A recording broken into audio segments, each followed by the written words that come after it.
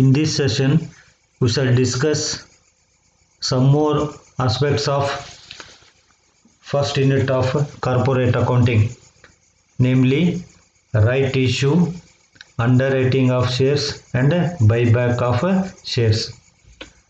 Let us discuss about the right issue of shares.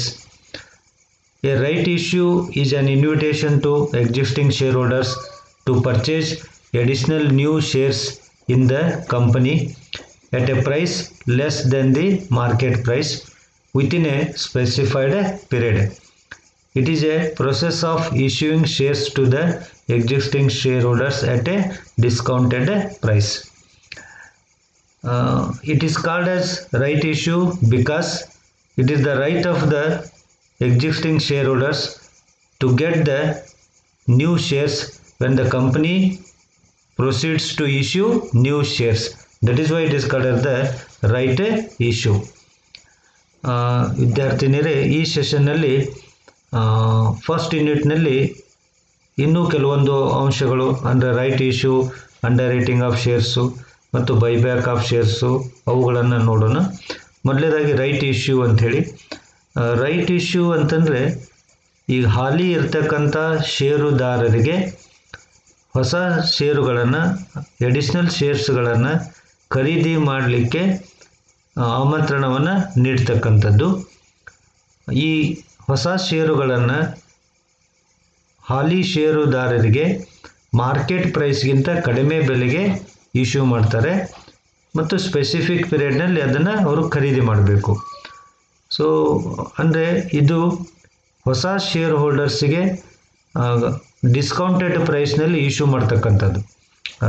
Holy share ಹೋಲ್ಡರ್ಸ್ಗೆ, ಹೊಸ share holders ಅಲ್ಲ, ಹಾಲಿ share holders. ಈಗ ಉದಾಹರಣೆಗೆ ನೀವು ಒಂದು ಕಂಪನಿಯಲ್ಲಿ 100 ಶೇರನ್ನು ಖರೀದಿ ಮಾಡಿದ್ದೀರಿ. ಮತ್ತೆ ಕಂಪನಿಯವರು ಹೊಸ ಷೇರುಗಳನ್ನು ಇಶ್ಯೂ ಮಾಡ್ತಾರೆ. ಹೊಸ ಷೇರುಗಳನ್ನು ಇಶ್ಯೂ ಮಾಡುವಾಗ ಫಸ್ಟು ನಿಮಗೆ ಇಶ್ಯೂ ಮಾಡ್ತಾರೆ ಅವರು ಹೊಸ ಷೇರುಗಳನ್ನು. ನಿಮಗೆ ಬೇಡ ಅಂತಂದರೆ ಅದನ್ನು ಬೇರೆಯವರಿಗೆ ಇಶ್ಯೂ ಮಾಡ್ತಾರೆ ಅವನು. ಇದೇನು ಹೊಸ ಷೇರುಗಳನ್ನು ಇಶ್ಯೂ ಮಾಡಿದಾಗ ಹಾಲಿ ಶೇರ್ ಹೋಲ್ಡರ್ಸು ಆ ಹೊಸ ಷೇರುಗಳನ್ನು ಖರೀದಿ ಮಾಡ್ಬೋದು ಅಥವಾ ಬಿಡ್ಬೋದು. ಅಲ್ಲೇನೋ ಬೈಂಡಿಂಗ್ ಇಲ್ಲ, ಕಂಪಲ್ಷನ್ ಇಲ್ಲ. ಆದರೆ it is the duty of the company to invite the existing shareholders to purchase the additional new equity shares. ಅಂದರೆ ನಿಮಗೆ ಒಂದು ಇನ್ವಿಟೇಷನ್ ಕೊಡ್ತಾರೆ. ಫಸ್ಟ್ ನಿಮಗೆ ಕೇಳಿ ನಂತರ ಬೇರೆಯವರಿಗೆ ಇಶ್ಯೂ ಮಾಡಲಿಕ್ಕೆ ಅವರು ವಿಚಾರವನ್ನು ಮಾಡ್ತಾರೆ. ಸೊ ಇದು ರೈಟ್ ಇಶ್ಯೂ. ಯಾರೇ ಆಗಲಿ ಮನೆಯಲ್ಲಿ ಫಸ್ಟು ಮನೆಯವ್ರಿಗೆ ಪ್ರಿಫರೆನ್ಸ್ ಕೊಡೋದು, ಆ ನಂತರ ಹೊರಗಲವ್ರಿಗೆ ಪ್ರಿಫರೆನ್ಸ್ ಕೊಡೋದು ಅಂತ ಹೇಳ್ತಾರಲ್ಲ, ಹಾಗೆ ಎಕ್ಸಿಸ್ಟಿಂಗ್ ಶೇರ್ ಹೋಲ್ಡರ್ಸ್ಗೆ ಪ್ರಿಫರೆನ್ಸ್ ಕೊಡೋದು. ಆ ನಂತರ ಅವರು ಬೇಡ ಅಂತಂದರೆ ಬೇರೆಯವರಿಗೆ ಶೇರುಗಳನ್ನು ಇಶ್ಯೂ ಮಾಡ್ತಾರೆ. ಇದಕ್ಕೆ ರೈಟ್ ಇಶ್ಯೂ ಅಂತೇಳಿ ಕರೀತಾರೆ. ಇದರ ಫೀಚರ್ಸ್ ಏನಪ್ಪ ಅಂತಂದ್ರೆ, it is a primary market issue and the second one is that it is an offer. The offer is made to existing shareholders and not to the general public. ಇದು primary market issue ಆಗಿರುತ್ತೆ. ಎರಡನೇದು existing share ಹೋಲ್ಡರ್ಸ್ಗೆ ಪ್ರಸ್ತಾವನೆ ಮಾಡ್ತಾರೆ, ಆದರೆ general ಪಬ್ಲಿಕ್ಕಿಗೆ ಪ್ರಸ್ತಾವನೆ ಮಾಡೋದಿಲ್ಲ. ಮೂರನೇದು ಏನಂತಂದರೆ it is a right of shareholders and not obligation to buy the additional shares. This is also very important. As I told you, it is not an obligation or it is not a binding to the shareholders, but it is a right of the shareholders. ಅಂದರೆ ಇದು share holders ಹಕ್ಕು, ಆದರೆ ಇದು share ಹೋಲ್ಡರ್ಸ್ಗೆ ನಿರ್ಬಂಧ ಅಲ್ಲ. ಇದನ್ನು ಖರೀದಿ ಮಾಡಬೇಕಂತ ನಿರ್ಬಂಧ ಇಲ್ಲ, ಬಟ್ ಅವ್ರಿಗೆ ಹಕ್ಕಿದೆ ಪಡೆದುಕೊಳ್ಳಲಿಕ್ಕೆ. ನಾಲ್ಕನೇದು, the right can be transferred R sold if the existing share holder is not interested in accepting the offer. ಒಂದು ವೇಳೆ ಎಕ್ಸಿಸ್ಟಿಂಗ್ ಶೇರ್ ಹೋಲ್ಡರ್ಸು ಈ ರೈಟ್ ಇಶ್ಯೂವನ್ನು ಪಡೆದುಕೊಳ್ಳಲಿಕ್ಕೆ ಇಷ್ಟಪಡಲಿಲ್ಲಪ್ಪ ಅಂದರೆ ಅವರು ಅದನ್ನು ಟ್ರಾನ್ಸ್ಫರ್ ಮಾಡ್ಬೋದು ಅಥವಾ ಸೇಲ್ ಮಾಡ್ಬೋದು. These are the features of right issue. ಹಾಗಾದರೆ ಎಕ್ಸಿಸ್ಟಿಂಗ್ ಶೇರ್ ಹೋಲ್ಡರ್ಸ್ಗೆ ಹೊಸ ಷೇರುಗಳನ್ನು ಇಶ್ಯೂ ಮಾಡೋದ್ರಿಂದ ಏನು ಬೆನಿಫಿಟ್ ಇದೆ ಅಂತೇಳಿ. ಒಂದನೇದು, it reduces expenses of public issue. ಎರಡನೇದು, control of the company is unaffected, and third one is certainty of getting required capital, and fourth one is increase in goodwill of the company.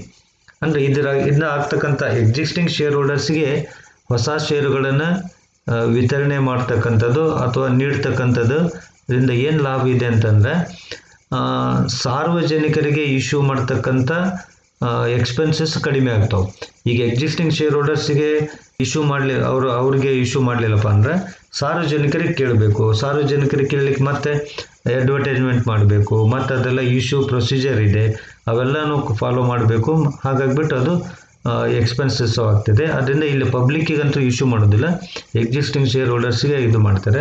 ಉದಾಹರಣೆಗೆ ಈಗ ನಾವು ಮನೆಯಲ್ಲಿರ್ತಕ್ಕಂಥ ಜನರಷ್ಟೇ ಬಳಸ್ತೇವೆ ಅಂತಂದ್ರೆ ಅದು ಮಾತು ಬೇರೆ. ಮತ್ತು ಪಬ್ಲಿಕ್ ಕರಿತೀವಿ ಅಂತಂದ್ರೆ ನಮ್ಗೆ ಎಕ್ಸ್ಪೆನ್ಸಸ್ ಆಗ್ತೈತೆ, ಹೊರಗಿನ ಜನನ ಕರಿತೀವಿ ಅಂತಂದರೆ ಎಕ್ಸ್ಪೆನ್ಸಸ್ ಆಗ್ತೈತಿ. ಅದರಿಂದ ಮನೆಯವರಷ್ಟೇ ಕಾರ್ಯಕ್ರಮಗಳನ್ನು ಮಾಡಿಕೊಂಡ್ರೆ ಕಡಿಮೆ ಖರ್ಚಾಗ್ತೈತಲ್ಲ, ಹಾಗೆ ಅಂತೇಳಿ ಅಜಂಪ್ಷನ್ ಮಾಡ್ಕೋಬೇಕಿದ್ನ.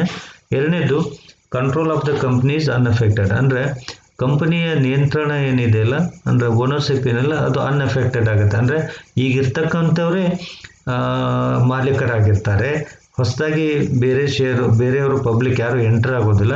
ಆದ್ದರಿಂದ ಕಂಪನಿಯ ಕಂಟ್ರೋಲ್ ಏನಿದೆಯಲ್ಲ ಅದು ಅಬಾಧಿತ ಆಗ್ತೈತಿ ಅಂತ ಹೇಳ್ಬೋದು.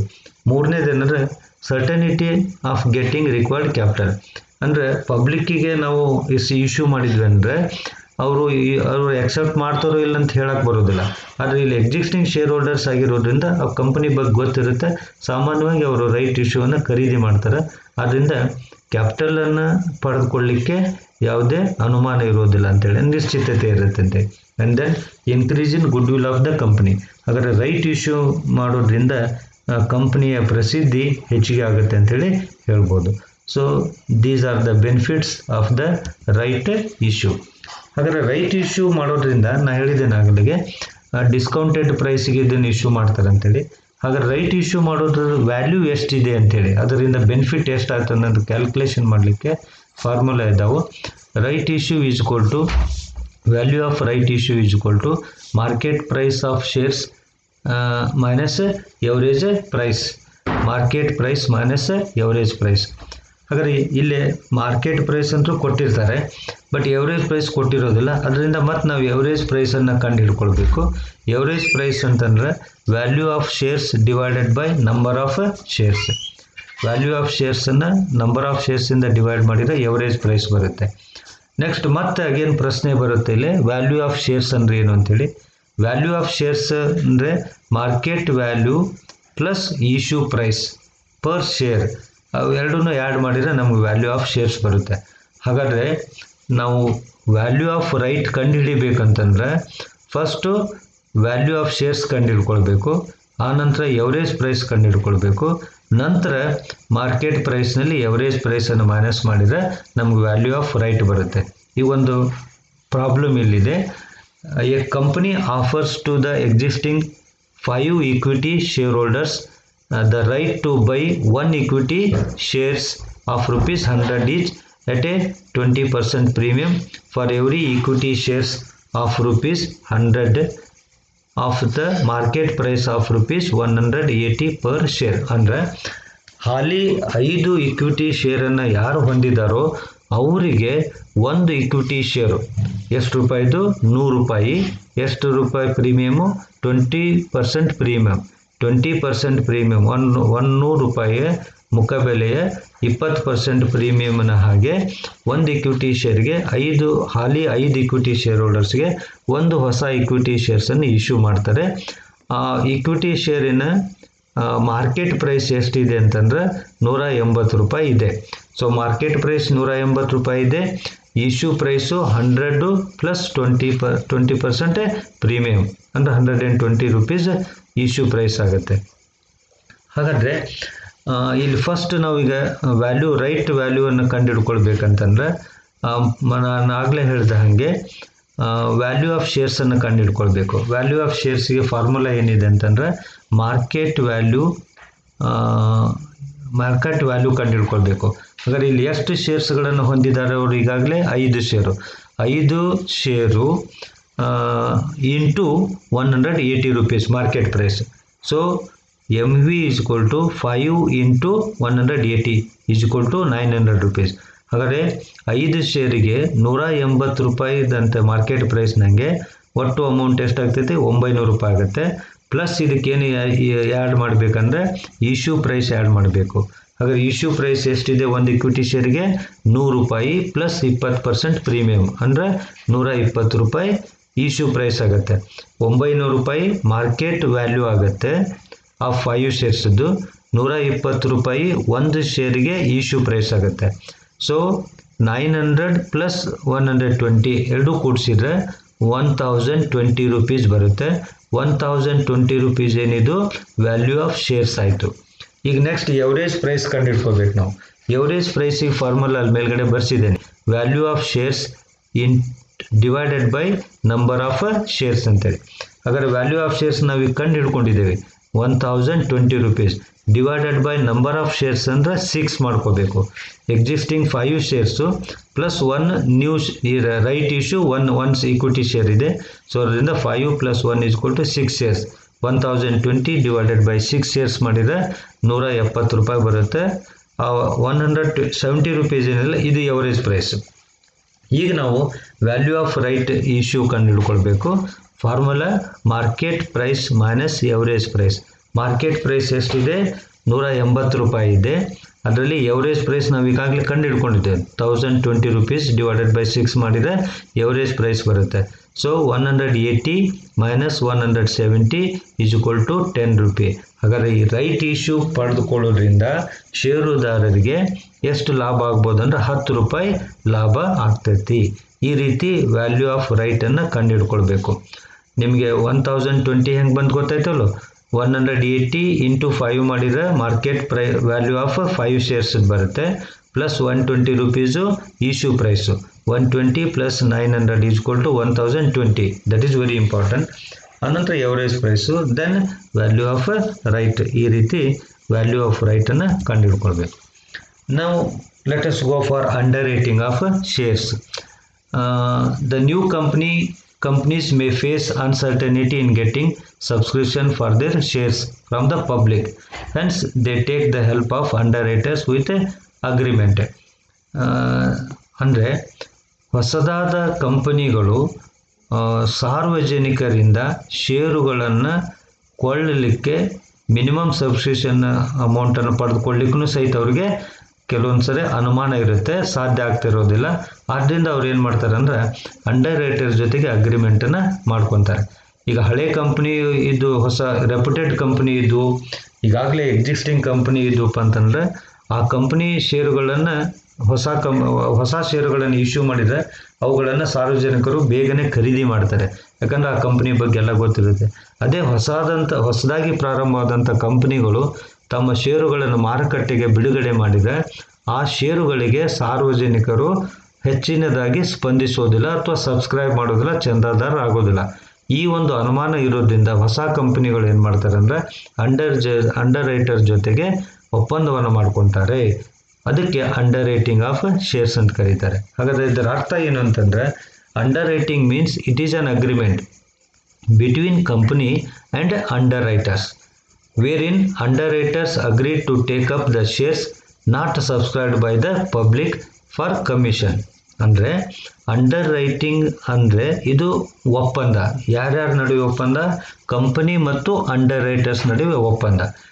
ಈ ಒಪ್ಪಂದದಲ್ಲಿ ಅಂಡರ್ ರೈಟರ್ಸು ಎದಕ್ಕೆ ಒಪ್ಕೊಂಡಿರ್ತಾರೆ ಅಂತಂದರೆ ಒಂದು ವೇಳೆ ಸಾರ್ವಜನಿಕರು ಷೇರುಗಳಿಗೆ ಸಬ್ಸ್ಕ್ರೈಬ್ ಆಗದೇ ಇದ್ದರೆ ಅವರು ಸಾರ್ವಜನಿಕರು ಸಬ್ಸ್ಕ್ರೈಬ್ ಮಾಡದೇ ಇರತಕ್ಕಂಥ ಷೇರುಗಳನ್ನು ನಾವು ತೆಗೆದುಕೊಳ್ತೀವಿ ಅಂಥೇಳಿ ಅವರು ಭರವಸೆಯನ್ನು ಕೊಡ್ತಾರೆ ಅಥವಾ ಒಪ್ಪಿಕೊಂಡಿರ್ತಾರೆ. ಅಂಥ ಒಂದು ಒಪ್ಪಂದಕ್ಕೆ ಅಂಡರ್ ರೈಟಿಂಗ್ ಅಗ್ರಿಮೆಂಟ್ ಅಂತ ಕರೀತಾರೆ.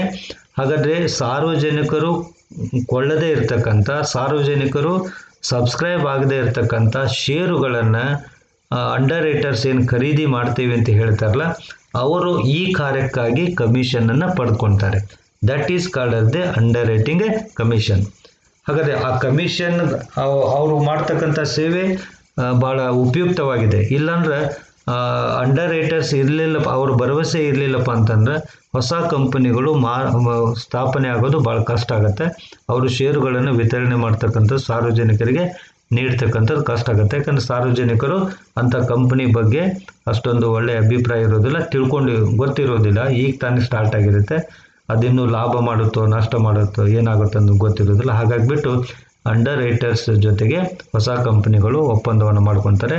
ಇವರು ಅಂಡರ್ ರೈಟರ್ಸು ತಾವು ಮಾಡ್ತಕ್ಕಂಥ ಸೇವೆಗೆ ಅವರು ಕಮಿಷನನ್ನು ಪಡ್ಕೊತಾರೆ. Then the rate of commission in case of shares 5% of the issue price of shares are rate authorised by the articles whichever is less. ಷೇರುಗಳ ಆಗಿದ್ದರೆ ಇನ್ ಕೇಸ್ ಆಫ್ ಷೇರುಗಳ ಸಂದರ್ಭದಲ್ಲಿ ಅಂಡರ್ ರೈಟಿಂಗ್ ಕಮಿಷನ್ ಎಷ್ಟಂದರೆ 5% of issue ಪ್ರೈಸಿನ 5%, ಅಥವಾ articles ಏನು authorise ಮಾಡುತ್ತಲ್ಲೋ ಅದು ಇವೆರಡರಲ್ಲಿ ಯಾವುದು ಕಡಿಮೆ ಇದೆಯೋ ಅದನ್ನು ಕಮಿಷನ್ ರೂಪದಲ್ಲಿ ಅಂಡರ್ ರೈಟರ್ಸ್ ಪಡ್ಕೊಳ್ತಾರೆ. ಇನ್ ಕೇಸ್ ಆಫ್ ಡಿಬೆಂಚರ್ ಸಾಲಪತ್ರಕ್ಕೆ ಸಂಬಂಧಿಸಿದ ಹಾಗೆ 2.5% of the issue price are rate authorised by the articles. Shares ಇತ್ತಂದ್ರೆ 5% ಕಮಿಷನ್ನು ಇಶ್ಯೂ ಪ್ರೈಸ್ ಇದ್ದು, ಅಥವಾ ಡಿಬೆಂಚರ್ಸ್ ಇತ್ತಂದ್ರೆ 2.5% commission are rate authorised by the articles. And then marked applications ಅಂದರೆ these are the applications for shares bearing the stamp duty of an underwriters. ಅಂದರೆ underwriters ಮೂಲಕ ಏನು share applications ಬರ್ತಾವಲ್ಲ ಅದಕ್ಕೆ ಅವ್ರು ಏನು ಮಾಡ್ತಾರೆ ಅಂದರೆ ಸ್ಟ್ಯಾಂಪನ್ನು ಹಾಕಿರ್ತಾರೆ, ಸೀಲನ್ನು ಹಾಕಿರ್ತಾರೆ ಅವ್ರದ್ದು. ಆ ಶೇರ್ಸ್ ಅಪ್ಲಿಕೇಶನ್ಸ್ಗಳಿಗೆ ಮಾರ್ಕ್ಡ್ ಅಪ್ಲಿಕೇಶನ್ಸ್ ಅಂತ ಕರೀತಾರೆ. ಅಂದರೆ marked applications are the applications bearing the stamp duty of the underwriters ಅಂತ. Last topic of the first unit is buyback of shares. So buyback, the name itself indicates buyback means buying back its own shares by the company is called as the buyback. Its meaning is like this: it is a corporate action wherein companies buys back its own shares from the existing shareholders, usually at a price higher than the market price.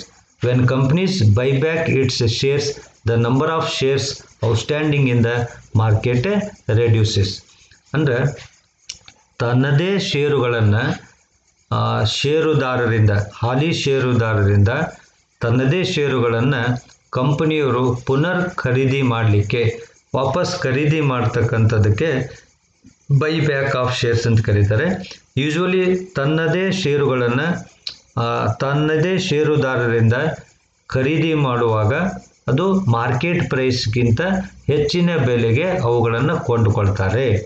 ಹಾಗಾದರೆ ಈ ರೀತಿ ತನ್ನದೇ ಷೇರುಗಳನ್ನು ತನ್ನ ಷೇರುದಾರರಿಂದ ಖರೀದಿ ಮಾಡೋದ್ರಿಂದ ಮಾರುಕಟ್ಟೆಯಲ್ಲಿ ಆ ಕಂಪನಿಯ ಷೇರುಗಳು, ಔಟ್ಸ್ಟ್ಯಾಂಡಿಂಗ್ ಶೇರ್ಸ್ಗಳ ಸಂಖ್ಯೆ ಏನಾಗ್ತೈತೆ ಅಂತಂದರೆ ಕಡಿಮೆ ಆಗುತ್ತೆ ಅಂತ ಹೇಳ್ಬೋದು. So this is called the buy back of shares ಅಂತೇಳಿ. ಹಾಗಾದರೆ ಈ ತನ್ನದೇ ಷೇರುಗಳನ್ನು ತನ್ನ ಷೇರುದಾರರಿಂದ ವಾಪಸ್ ಖರೀದಿ ಮಾಡೋದಕ್ಕೆ ಹಣ ಬೇಕಲ್ಲ, ಈ ಹಣವನ್ನು ಯಾವ ಸಂಪನ್ಮೂಲದಿಂದ ಬಳಸ್ತಾರೆ ಅಂತಂದರೆ ಜನರಲ್ ರಿಸರ್ವ್ ಅಂತೇಳಿ ಕಾಯ್ದಿಟ್ಟಿರ್ತಾರಲ್ಲ, ರಿಸರ್ವ್ ಆ್ಯಂಡ್ ಸರ್ಪ್ಲಸ್ ಅಂತೇಳಿ ಏನಿದಲ್ಲ ಅಮೌಂಟು, ಕಾಯ್ದಿಟ್ಟ ಹಣ, ಜನರಲ್ ರಿಸರ್ವ್ ಆಗಿರ್ಬೋದು, ಶೇರ್ ಪ್ರೀಮಿಯಂ ರಿಸರ್ವ್ ಆಗಿದ್ದು, ಅಥವಾ ಕ್ಯಾಪಿಟಲ್ ರಿಡಂಪ್ಷನ್ ರಿಸರ್ವ್ ಆಗಿರ್ಬೋದು, ಅಥವಾ ಕ್ಯಾಪಿಟಲ್ ರಿಸರ್ವ್ ಆಗಿರ್ಬೋದು, ಇವೆಲ್ಲ ನಿಧಿಯಲ್ಲಿರ್ತಕ್ಕಂಥ ಹಣವನ್ನು ಬಳಸಿ ಕಂಪನಿಯವರು ತಮ್ಮ ಷೇರುಗಳನ್ನು ತಾವೇ ಖರೀದಿ ಮಾಡ್ತಾರೆ. And then reasons for buy back ಅಂತೇಳಿ, ಈ ತನ್ನದೇ ಷೇರುಗಳನ್ನು ವಾಪಸ್ ಪುನಃ ಖರೀದಿ ಮಾಡಲಿಕ್ಕೆ ಕಾರಣ ಏನಂತಂದ್ರೆ to reduce the number of outstanding shares, ಅಂದರೆ ಔಟ್ಸ್ಟ್ಯಾಂಡಿಂಗ್ ಶೇರ್ಸ್ಗಳ ಸಂಖ್ಯೆಗಳನ್ನು ಕಡಿಮೆ ಮಾಡೋದು.